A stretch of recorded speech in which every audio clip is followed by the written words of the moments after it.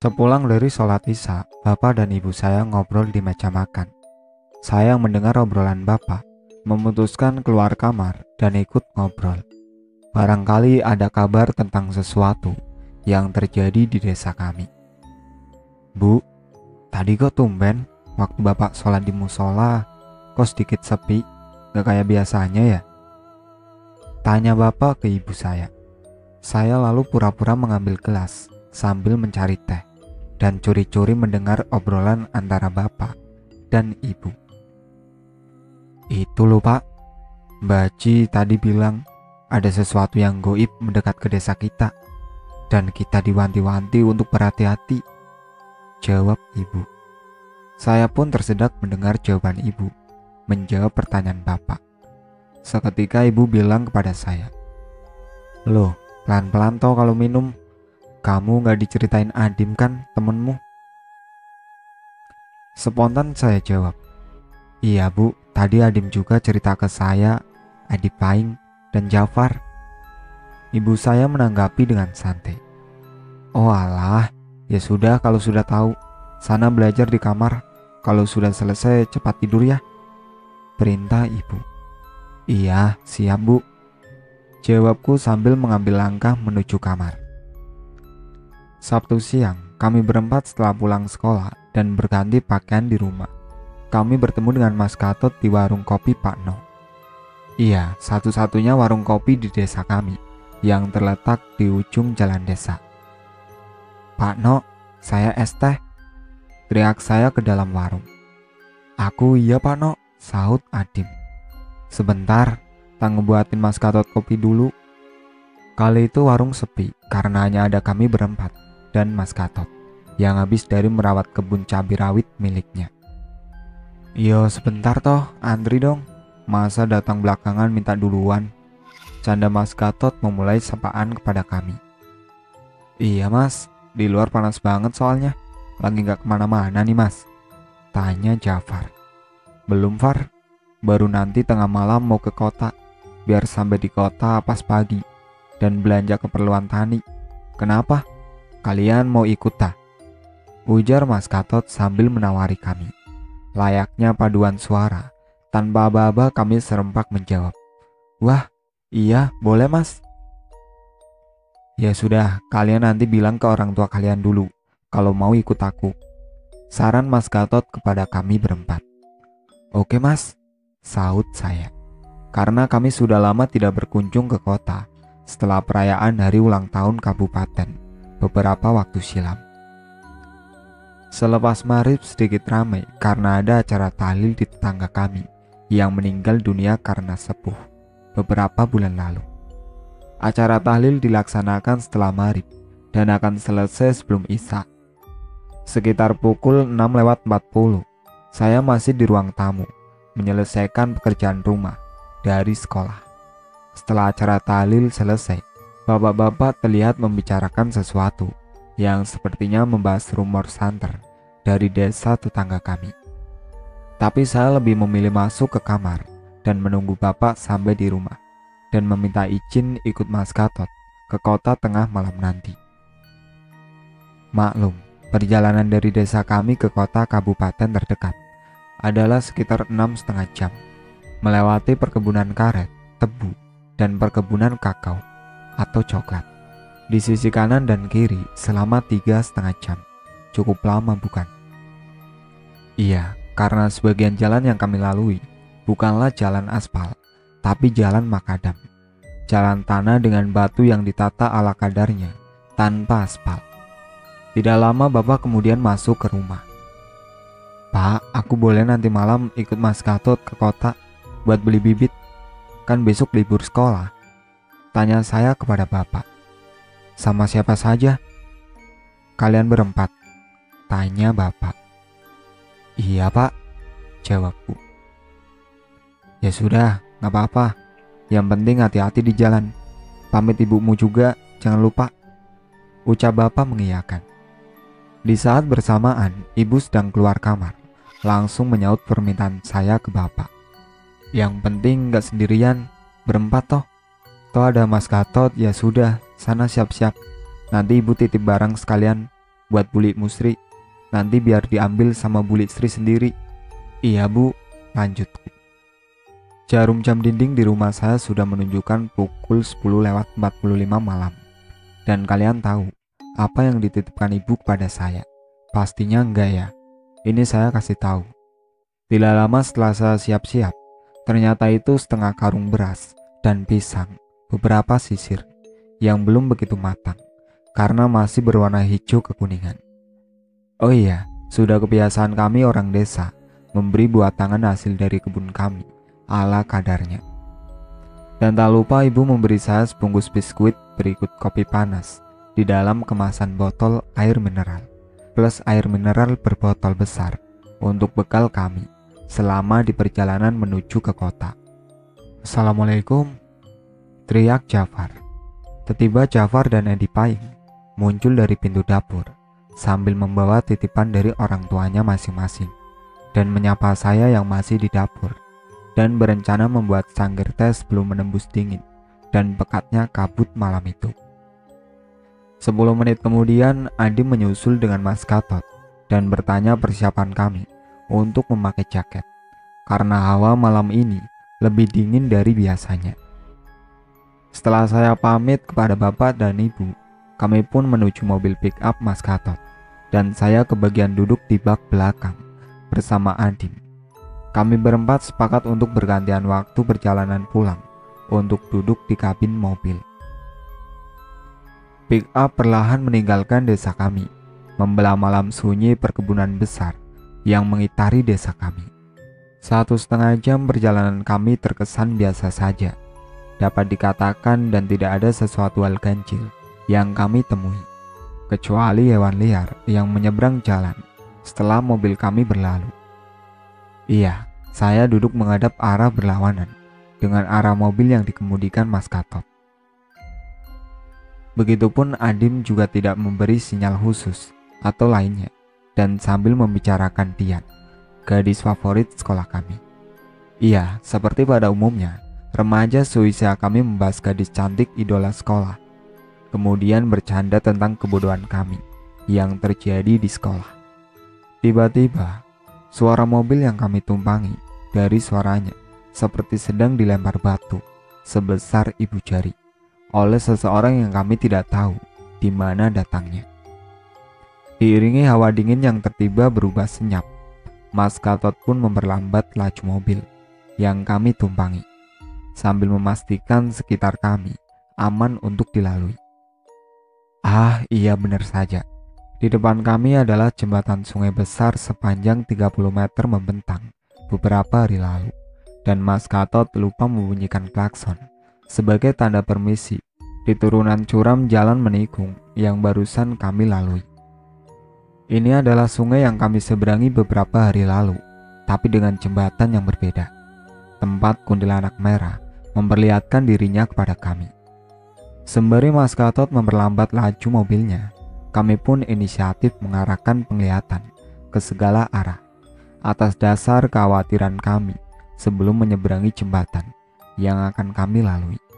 Dan untuk kedua kalinya, mobil yang kami tumpangi seperti dilempar sesuatu yang entah dari mana datangnya lemparan. Mas Gatot yang notabene memang pemberani malah semakin memperlambat laju mobil yang dia kemudikan sambil mencari dari mana arah lemparan yang ditujukan ke mobil kami. Sambil berujar, "Sebentar ya, nanti kalau sampai 3 kali tak ceknya dulu, takutnya maling sapi atau begal." Membuat kami berempat semakin merinding karena dari hawa yang kami berempat rasakan bukan hawa yang menunjukkan adanya manusia lain di perkebunan tersebut. "Sepertinya aman, kita lanjutkan perjalanan, oke?" ajak Mas Gatot. Perlahan kami pun menuju bibir jembatan. Hanya kurang beberapa langkah kaki dari jembatan, tiba-tiba suara mobil kami dilempar untuk ketiga kalinya. Kali ini arahnya lebih jelas dari atas, karena beberapa langkah sebelum jembatan sisi kanan kami ada sebuah pohon beringin besar dan rindang yang konon kabarnya berusia ratusan tahun. Mas Gatot menghentikan laju mobilnya tanpa mematikan mesin dan turun untuk memastikan.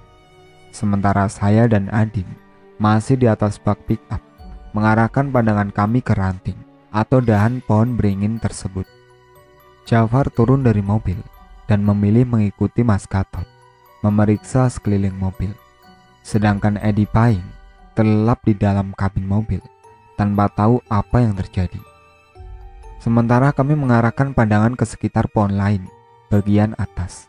Sontak Mas Gatot berteriak dari arah belakang mobil pickup yang kami tumpangi. "Pergi kamu, pergi, kami gak ganggu kamu." Seketika kami langsung mengarahkan pandangan ke arah Mas Gatot. Dan benar saja, cahaya redup dari lampu belakang mobil seolah memberitahu kami Mas Gatot berbicara dengan seorang perempuan bergaun warna merah yang sedang tertawa dan tidak begitu jauh jaraknya. Berjalan ke arah mobil kami, tanpa babibu, Adim langsung meloncat dari mobil dan berlari menuju arah Mas Gatot untuk membantu sambil mengeluarkan sesuatu dari kantongnya yang saya tidak tahu itu apa. Saya masih terpaku kaget, tidak tahu harus melakukan apa, seperti berat untuk menggerakkan anggota tubuh saya, sekalipun untuk berteriak. Dan masih terdengar suara tertawa lirih di telinga saya, sampai akhirnya saya bisa menggerakkan anggota tubuh dan mencoba berdoa dengan memejamkan mata, supaya lebih fokus, karena keringat dingin sudah membasahi baju saya. Dalam waktu yang bersamaan, tiba-tiba Jafar pingsan di samping mobil. Saya pun panik. Dan apa yang terjadi ketika saya mencoba membuka mata? Pocong sedang rebahan di bak mobil depan saya, berjarak 10 meter di depan tempat saya duduk. Saya sudah gagal fokus, panik, dan menutup mata. Berdoa sebisanya. Sayup terdengar langkah berlari menuju mobil sambil berteriak, "Pergi, pergi kamu, jangan ganggu kami hanya numpang lewat," teriak Adim sambil berlari untuk menolong saya, seraya melemparkan sesuatu. Saat yang bersamaan terdengar letupan kecil dari tempat Mas Gatot yang tidak jauh dari mobil. Seketika semua menghilang dan suasana menjadi senyap, hanya ada suara jangkrik dan ayam hutan. Saya memberanikan diri untuk membuka mata dan semuanya aman. Adim dan Mas Gatot mengangkat Jafar yang pingsan ke dalam kabin mobil. Sambil menenangkan diri, saya lihat Adim kembali ke bak mobil dengan menghela nafas panjang setelah hal di luar nalar tadi. Begitupun Mas Gatot tidak berkata apa-apa tentang kejadian tadi, dan saya memilih menyimpan pertanyaan ketika sudah sampai di kota. Tapi ternyata teror tidak hanya berhenti di sini. Setelah menyeberangi jembatan sekitar 45 menit, kami melihat sorot cahaya dan sayup suara mesin truk dari kejauhan. Tapi setiap Mas Gatot mencoba membunyikan klakson, selalu tak ada sautan. Truk sudah mulai mendekati kami dengan arah yang berlawanan, dengan keadaan lampu jauh yang menyala, sehingga kami silau, tidak bisa melihat siapa yang mengemudikan dan truk dari mana. Perlahan semakin mendekat, kami semakin silau, sampai akhirnya berpapasan dengan posisi jendela kabin, sudah sejajar. Mas Gatot berteriak, "Woi, lampunya pak!" Tak disangka, truk tersebut dikemudikan pocong. Sorot mata merah menyala, dan senyum menyeringai dari wajah menghitam dan rusak, menonjolkan tulang hidung tanpa bibir dan hidung, seolah memperingatkan kami dari bangku pengemudi. Seketika Mas Gatot menghentikan laju mobil yang kami tumpangi, sedangkan truk tadi terus maju perlahan sampai terlihat belakangnya. Ternyata di bak truk tersebut dipenuhi pocong berdiri sambil lompat ke jalanan, berlompatan mengikuti arah mobil kami, dan mereka mengikuti kami, tidak lagi melompat kecil, tapi melompat terbang. Semakin mendekat mobil kami, Mas Gatot lihat sedikit gugup dengan apa yang barusan terjadi. Sorot dan raut Adim tiba-tiba berubah, tidak pernah saya lihat sebelumnya selama berteman dengan Adim. Sorot mata yang tenang, teduh, tapi ada energi besar tersimpan. Sorot matanya mengarah ke sekumpulan pocong yang terbang menuju arah kami. Mas Gatot pun akhirnya mengemudikan laju mobil kami dengan tenang, seperti tidak ada gangguan apapun. Entah apa yang dilakukan Adim, tapi segerombolan pocong tadi tiba-tiba menjauh, semakin jauh, dan menghilang meninggalkan kami.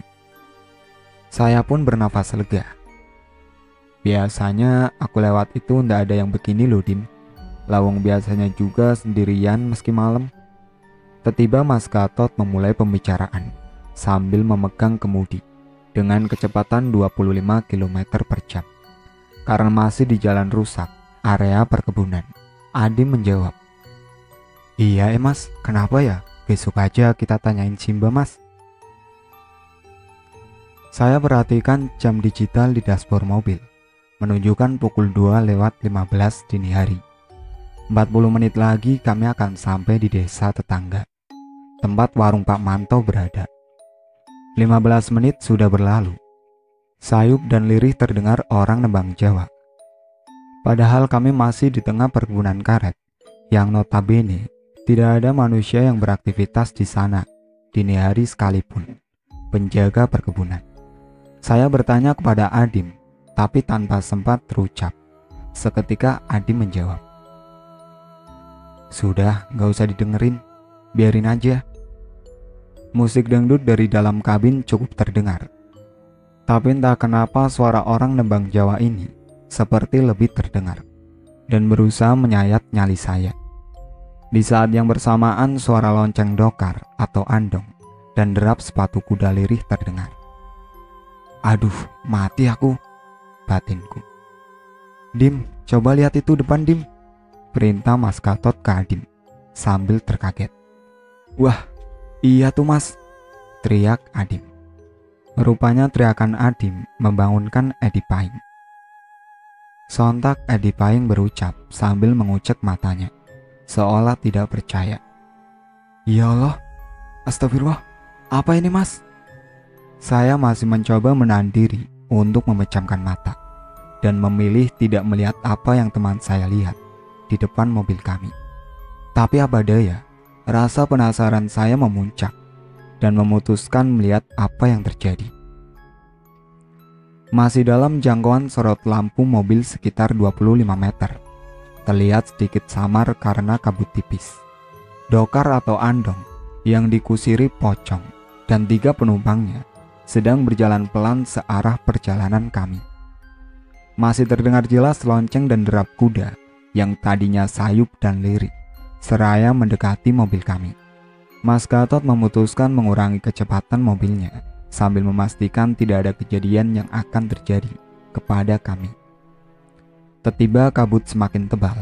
Lampu mobil Mas Gatot tidak bisa menembus jauh kabut malam itu.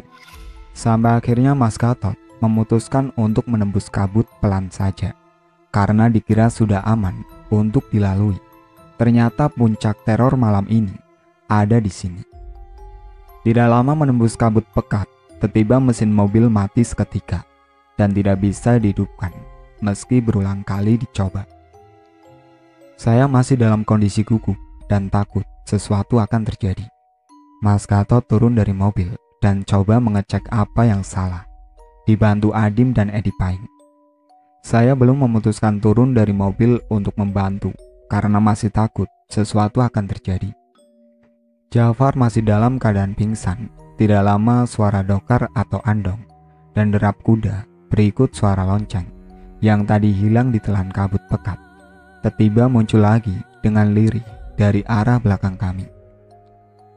Keadaan semakin senyap dan mencekam. Seketika Adim berlari kecil ke arah dokter tersebut dan Mas Gatot masih belum menyadari karena masih fokus mengecek mesin mobilnya. Kali ini suaranya mendekat lalu tiba-tiba menghilang, lanjut terdengar jauh dan lirih. Mas Gatot kemudian langsung berlari ke arah suara tersebut. Dan kalian tahu, hanya saya, Edi Paing, dan Jafar yang dalam keadaan pingsan berdiam diri di mobil sambil menunggu Adim dan Mas Gatot kembali ke mobil.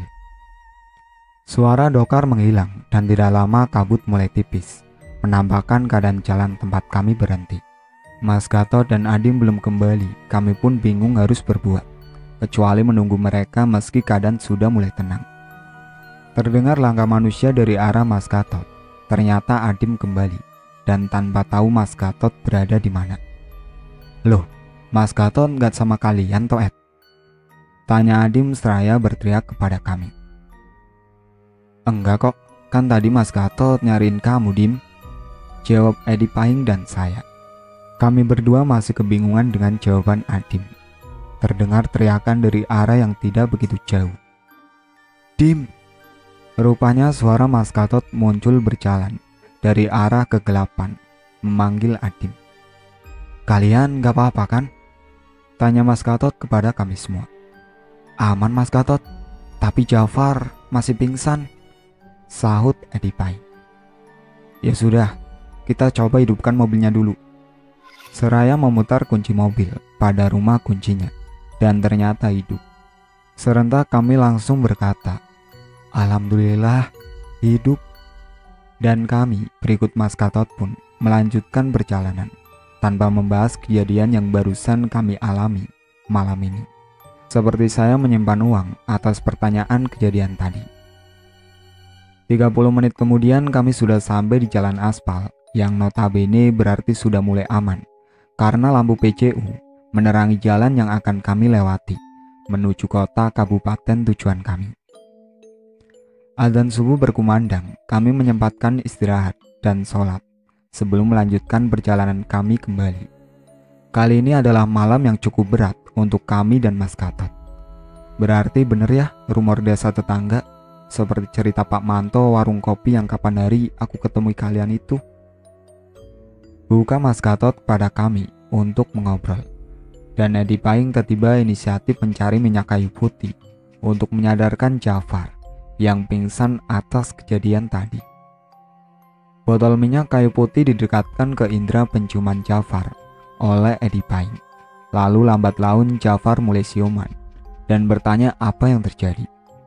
Kami semua memilih bungkam dan tidak menceritakan kejadian ini kepada Jafar dengan alasan supaya tidak panik atau merasa bersalah karena tidak membantu kami.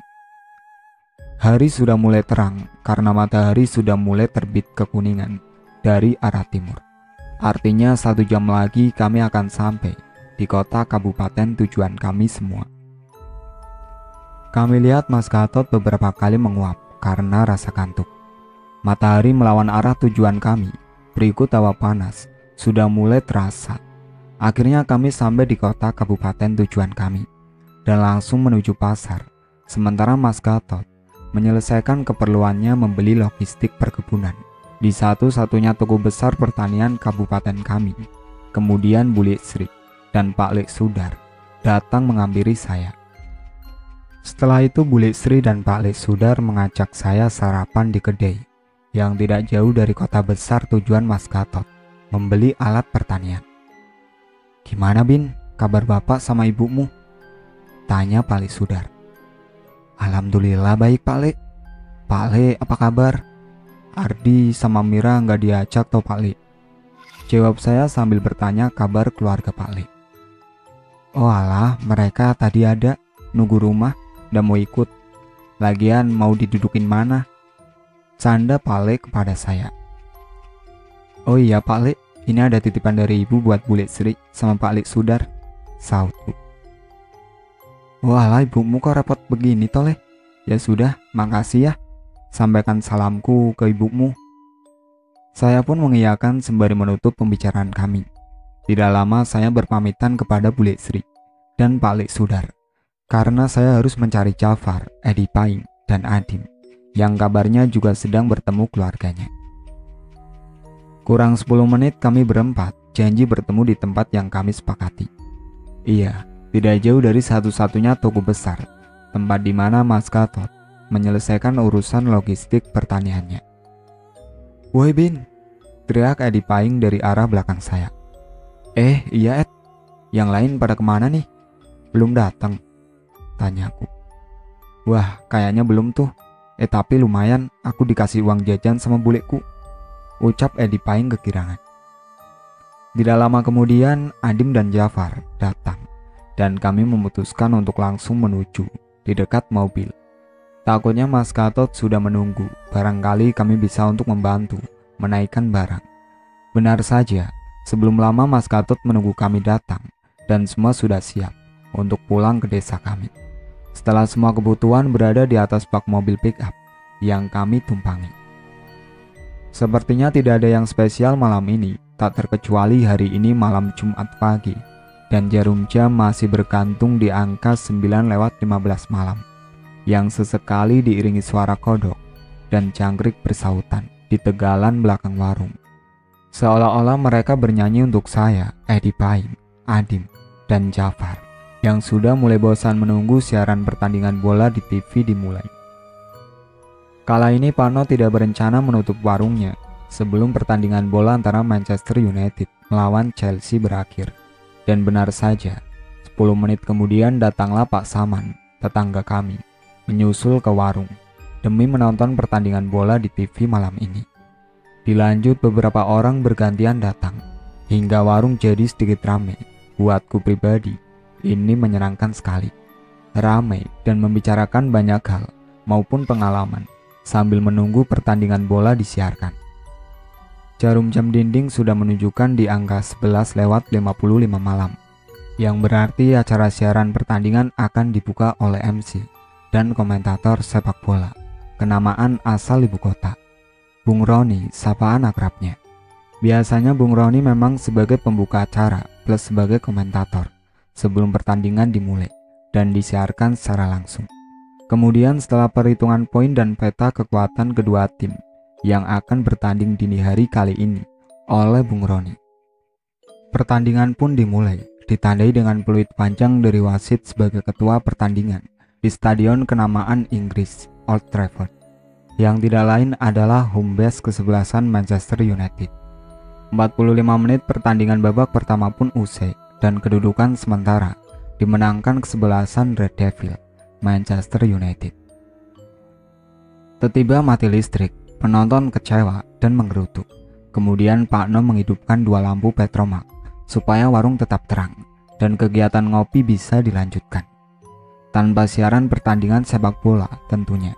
Kemudian para jangkrik melanjutkan nyanyiannya, mencoba memecahkan suasana malam itu. Disambung bapak-bapak berangsur membubarkan diri ke rumah masing-masing, sampai tertinggal hanya 5 orang di dalam warung kopi, yaitu saya, Adim, Jafar, Edi Paing, dan bapak pemilik warung di cerita saya sebelumnya, Pak No. Kami pun mengobrol soal beberapa kejadian yang kami alami beberapa hari terakhir, sambil Pak No pun bercerita beberapa kejadian janggal di desa tetangga yang beliau dengar dari kawannya yang tinggal di desa yang kami ceritakan malam ini. Jam dinding tertempel di atas pintu warung kopi sudah menunjukkan 1:10 dini hari. Terdengar suara mobil yang sepertinya tidak berjalan pelan dari arah gapura desa. Tak lama kemudian, tiba-tiba mobil yang kami dengar suaranya tadi berhenti mendadak di depan warung kopi Pak No. Terlihat bapak-bapak usia 50 tahunan sedikit berlari menuju warung sambil tergopoh-gopoh dengan raut muka yang panik menanyakan rumah Mbah Ji. Tak disangka terdengar suara perempuan berteriak histeris dan sesekali menggeram dan meneriakkan kata-kata kasar yang intinya menolak dan menantang. "Mari saya antar Pak ke Simba sekarang." Adim tanpa bertanya langsung berinisiatif mengantarkan bapak-bapak dan 3 orang dewasa di dalam mobil tadi ke rumah mbahnya. Kami mengikuti Adim dari belakang. Mbah dereng sare. Iku loh, ana wong njaluk tolong. Koyoke anake kesurupan. Tanya Adim seraya mencari mbahnya di dalam rumah. Iya Dim, ndang kongkon mlebu, mumpung durung kebacut. Awakmu nggawe wedang, gawe doyai. Saut Mbah Ji sambil memerintahkan Adim untuk membuat teh buat tamu yang datang. Tanpa suara Adim langsung bergegas merebus air di dapur dan kami mengikutinya untuk membantu. Bajingan kabeh, aku gak wedi karo sira kabeh. Ilmumu gak ono apa-apane karo aku. Gak wedi marang sira kabeh. Teriakan dan kata-kata kasar keluar dari mulut perempuan muda dengan aksen Jawa kental, sembari tertawa sombong terdengar sampai ke dapur. Setelah beberapa gelas cangkir teh hangat siap, Kami berempat yang penasaran pun curi-curi dengar percakapan Baji dan tamu. "Tolong gojekono tangane yo nak. Tak coba nakoni dhisik, karepe opo? Kok sampai kededen sing koyo ngene?" Perintah Baji kepada keluarga yang membawa salah satu anak mereka ke tempat Baji malam ini. "Kowen sopo? Tekon ndi? Lapo kok nggarai wong desa kene? Arek iki nyalai opo karo kowen?" tanya Baji kepada jin yang masuk ke tubuh perempuan ini. Sambil Baji menjepit sela jari kakinya, kami hanya berani melihat dari jauh, kecuali Adim yang sejak awal memang membantu Baji setelah mengantarkan teh untuk para tamu malam ini. "Ampun, aku teko desa kono. Aku seneng marang bocah iki. Tur aku dikongkon tuanku mergo anak putune wong desa kono ana sing ingkar janji marang tuanku," jawab jin seraya meminta maaf kepada Baji. Iya, pertanyaan ini pun membuat kami semakin penasaran dengan apa yang terjadi sebelumnya. Perjanjian apa yang diingkari? Tanya dalam batin kami bertiga. Jin yang merasuki tadinya sombong, kemudian menangis, meminta ampun kepada Baji, dan pun jin itu pergi. Tak lama kemudian tiba-tiba ada suara lelaki tertawa horor keluar dari mulut perempuan, korban kesurupan tadi. Kali ini jin lain yang usut punya usut, ternyata ada beberapa jin yang masuki tubuh perempuan ini. Kami bertiga masih belum tahu siapa perempuan muda ini. Dari perawakannya tampaknya sebaya dengan kami. "Siro kabeh arep lapo? Siro kabeh gak bakalan iso ngalahno aku lan konco-koncoku. Bocah iki wis kepilih, gak bakal iso mbok apa-apakno." Kata-kata yang muncul dari perempuan korban kesurupan kali ini. Dari nadanya seperti yang kali ini lebih kuat dari sebelumnya. "Kawan kabeh, podo bae karo liyane. Karepmu apa? Ndang ngaliyo kabeh. Bocah iki salah apa karo kon?" tanya Baji kepada jin laki-laki kali ini. Suasana kali ini lebih beda. Tiba-tiba perempuan muda kesurupan tidak mengeluarkan sepatah kata pun, dan suara jangkrik menghilang. Suasana menjadi sangat sunyi. Tiba-tiba Baji memanggil kami. "Le, wudu ose, terus merineo kabeh. Cukukan kitab nang kamar. Awak dewe ngaji bareng-bareng nang kene," perintah Baji kepada kami bertiga. "Enje mbah," jawab kami serentak kepada Baji. Kami bertiga sekaligus Adim bergegas mengambil wudhu sesuai perintah Baji, dan kami mendekat ke Baji. Dan kami bertiga baru tahu ternyata yang kesurupan adalah gadis idola di sekolah kami. Namanya Dian, gadis yang saya ceritakan di cerita sebelumnya. Sayup-sayup terdengar suara lonceng dari dokar kereta kuda, seperti yang diceritakan turun-temurun. Ketika suara jauh berarti mereka mendekat. Tiba-tiba Baji beranjak dari duduknya dan keluar dari rumah sambil berteriak ke arah ujung desa yang bersebelahan dengan hutan. "Metu kene, awakmu wis tanteni. Aku pengen ngerti karepmu apa. Wis tak wanti-wanti, kok malah nglarani wong desa." Kami masih melanjutkan dan fokus membaca kitab sambil mencuri pandang ke arah Baji yang entah berbicara kepada siapa.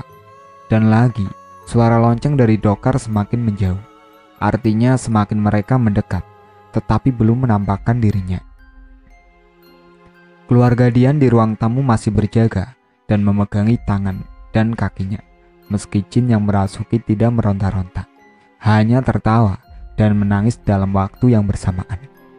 Sesekali suara perempuan yang sedang nembang menyanyikan lagu Jawa diakhiri tangisan pilu yang menyayat hati. Kami yang sedang membaca kitab juga sedikit ketakutan di tengah keadaan seperti ini. Ada 9 orang termasuk kami, keluarga Dian, di dalam rumah sedang berusaha menenangkan Dian yang sedari tadi sorot matanya penuh kemarahan dan kebencian sembari berteriak, tertawa, dan menangis pilu. Yang kami yakin itu bukan suara Dian sendiri. Dengan rasa penasaran yang besar, Adim pun memutuskan mengintip keluar jendela. Dan apa yang terjadi? 5 pocong sedang mengelilingi rumah Baji. Meski hanya dari luar pagar, tidak lama suara tertawa yang khas dari kuntilanak sepertinya sedang melayang di atas rumah Baji. "Iku kabeh koncoku wis teko, kon kabeh gak bakal iso ngelahno aku. Mari ngene tuanku teko, kon kabeh bakal ngrasakno mergo wis nglanggar janji. Ujar suara lelaki yang terlontar dari mulut Dian. Janji apa? Perjanjiane wong desa kono apa karo kon? Urusane apa? Tanya Adim kepada jin laki-laki yang merasuki tubuh Dian, teman kami satu sekolah. Dan jin tersebut menjawabnya dengan tawa khas dunia mistis. Saking sunyinya malam itu, di luar rumah terdengar Mbak Ji sedang bercakap dengan seseorang. Sambil sayup terdengar suara lonceng dokar. Iya, Mbak Ji sedang bertemu dokar pocong yang menggembarkan beberapa desa akhir-akhir ini. Disambung tawaan kuntilanak yang terbang mengelilingi rumah Mbak Ji dan pocong yang berlompatan mengelilingi rumah. Duh, mati aku kebelet pipis iki Far. Mateng aku arep neng kamar mandi kok metu omah. Aku wedi tapi nih. Celetuk Edi Paing kepada kami dan membiarkan kami sedang fokus membaca kitab. Aja sik, tahanan sik, tenang, wis toh, awakmu sempet-sempet kondisi koyo ngene lho. Ucap saya kepada Edi Paing, liri, sambil sedikit berbisik. Sementara itu Mbak Ji sedang mencoba menegosiasi dengan dokar pocong yang sudah mengganggu warga desa. Tak disangka, pocong tiba-tiba menantang Mbak Ji untuk bertarung secara mistis kepada Mbak Ji. Dim, cukup tasbih Mbah neng ruangan Mbah, cepet, teriak Mbak Ji kepada Adim di dalam rumah. Tanpa bebibu, Adim langsung bergegas menuju ruang khusus Mbak Ji dan menyerahkannya kepada Mbak Ji ke depan rumah. Siro gak bakal iso nglawan aku, mergo anak putumu ono sing nglanggar janji karo aku. Teriak dokar pocong kepada Mbak Ji sambil terbang ke atas pohon kelapa. Mbak Ji pun tidak menggubris ucapan takabur pocong tersebut dan melanjutkannya merapal lirih nama Allah dengan mengurut tasbih beliau. Dari dalam rumah, Dian mulai meronta-ronta marah dan mengucapkan kebencian dan kata-kata kasar. Sedangkan dari atap rumah masih terdengar suara tawaan khas kuntilanak yang belum berhenti. Kami yang di dalam rumah pun mulai panik dengan keadaan ini. Adim yang sigap mencoba menguasai keadaan ini dengan menenangkan Dian. Namun Dian semakin menguat dan hampir saja lepas dari pegangan Edi Paing, saya, dan keluarganya. Jin laki-laki itu pun tertawa seraya menertawakan kami yang mulai kewalahan dengan situasi ini. Kowe muduno nek pancene wani, gak usah nang dhuwure kerambil. Nek pancen wani urusan marang aku, teriak Mbak Ji kepada pocong sambil melanjutkan kalimat tasbih dan mengurutnya. Kemudian terdengar 3 kali suara letusan kecil dalam pertarungan Mbak Ji melawan dokar pocong. Jafar yang penasaran mencoba mengintip apa yang terjadi di luar rumah. Ternyata Mbak Ji dikeroyok 5 pocong dan tuan, satu dari atas pohon kelapa plus kuntilanak merah yang dari tadi terbang mengelilingi atap rumah. Adim kebingungan, sedangkan yang di dalam rumah kondisi tidak memungkinkan untuk ditinggal ke depan meski untuk beberapa menit. Malam ini menjadi malam yang sangat panjang untuk kami. Aku wis kadung seneng karo bocah kuwi. Bapake bocah kuwi wis nglanggar janjine wong desa. Bebati omahku lan keluargaku. Bocah wedok kuwi wis kepilih ora bakal waras. Mergo wis janjine wong desa ora bakal ngutik omahku lan panggenanku.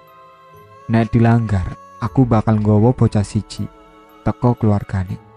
Saiki warga desa kudu bayar janjine mergo wis dilanggar. Aku gak terima, ucap pocong kepada Mbak Ji yang sedang dibawa pohon kerambil.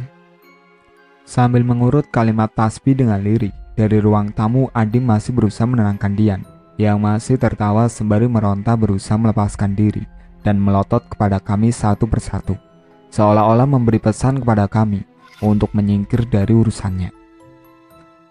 Kabeh iku ana carane, gak iso kaya ngono, mangkane kowen muduno. Tak tatakne kene nek wani, nggonmu pancen dudu nang kene, aja nganti ngarai wong desa nek gak gelem urusan karo aku, ucap Mbak Ji sambil meneruskan ucapan-ucapan tasbih lirih. Sampai tak disangka terdengar letusan besar dan muncul api dari atas pohon kelapa dan teriakan berikut tangis yang menyayat hati. Ampun, ampun, ngapurane. Aku cuma nagih perjanjiane kabeh, gawe anak putune wong desa kono. Bocahku ora bakal waras, mergo wis kepilih karo tiang kembari. Ampun, ampun. Ucap pocong sambil meminta ampun kepada Mbah Ji. Disusul pocong lain yang tiba-tiba menghilang, tiba-tiba turun kabut yang pekat sekali, sampai tidak terlihat apa yang terjadi di luar tanpa bantuan cahaya. Jaluko ampun marang Gusti Allah, aja karo aku. Iki gawe sira mergo wis nglarani wong desa sampai kaya ngene. Suasana yang tadinya genting mendadak senyap dan sunyi seiring kabut pekat yang turun, membersamai embun yang tidak pernah mengeluh atas jauhnya perjalanan. Dian yang tadinya meronta-ronta sambil melotot, tiba-tiba memejamkan mata dan melemah. Kami pun masih terjaga, takut ada yang kembali merasuki. Setelah kami lepaskan pegangan kami, tiba-tiba Mbah Ji masuk ke rumah dan berujar, wis rampung kabeh urusane, tapi aku pesen nang sampean keluargane kabeh, luwih hati-hati mergo bocah iki wis diincer tiang kembari. Iku gak iso diwarasne, nek diwarasne kabeh pikiran sadare dadi ilang kaya wong edan. Lupute wong edan yo mati. Dian masih pingsan tergolek lemah di atas dipan di ruang tamu, sambil kami dan Mbah Ji membicarakan soal tiang kembar. Tiang kembar adalah jin yang mencari inangnya. Artinya itu adalah bahaya. Apabila terasuki tiang kembarnya, gak akan bisa disembuhkan, terkecuali dipisahkan maut. Minimal hilang kesadaran sebagai manusia. Sayup lirih terdengar azan subuh, tanda pagi sudah menjelang, dan menampakkan dirinya. Mbah Ji pun berpesan, seraya menutup kejadian malam ini. Wes, iki wes subuh, sampean matur nuwun kalian Gusti Allah. Lan sering-sering maos Al-Fatihah nggih. Dian sampean go balik. Arek iki wes gak apa-apa, tapi siji pesenku. Tolong luweh hati-hati nang di arep lapo wae. Luweh hati-hati mergo arek iki wis diincer. Nggih Mbah, matur nuwun sanget ndamel pitulungane dalu niki. Ngapunten sanget sakderenge mergi dados ngrepoti. Ucap keluarga Dian kepada Mbah Ji. Itulah akhir cerita dari teror Dokar Pocong. Sekian dari saya. Wassalamualaikum warahmatullahi wabarakatuh.